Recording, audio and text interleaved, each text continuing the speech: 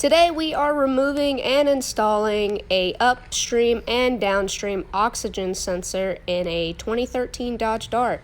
Remove that battery cable, and this is what we are removing today. That is your downstream O2 sensor. This is the upstream. Downstream, upstream. A flathead is going to help you remove these clips. If you just follow the cable back to the plug, you can easily spot where both of these are.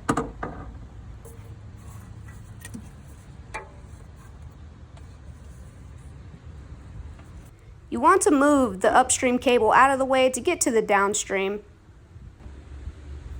So it really doesn't matter which one you remove first. I'm going to remove the downstream sensor first, just for video purposes. This is where you're going to get your 7/8 O2 sensor socket. You don't have to get this specific one, but I do recommend a ratchet type breaker bar. We put on the socket first, and those cables are going to go right into that little slit on the socket. Once you have the socket on, put on the breaker bar and break the torque on the O2 sensor. It is on there very tightly, so it does require some strength to get it off. However, once you break the torque, you can easily remove it by hand by just twisting the socket, and it comes right out. And now we've removed our old O2 downstream sensor. I purchased the Bosch upstream and downstream O2 sensors from AutoZone. They range from about 50 to 60 bucks.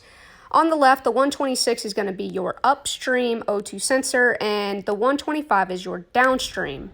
Okay, the only time you need to add anti-seize to the threads is if it doesn't already come on there pre-packaged. If it does, do not add any extra.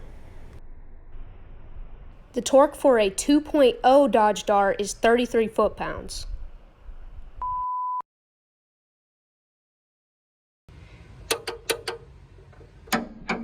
Once you hear the click, it's torqued. The procedures for installing the upstream O2 sensor are the exact same, except run the cable through that tab to keep it separated from the fan. It is also very important that when connecting your downstream and upstream O2 sensor cables, that they are placed in the correct spot.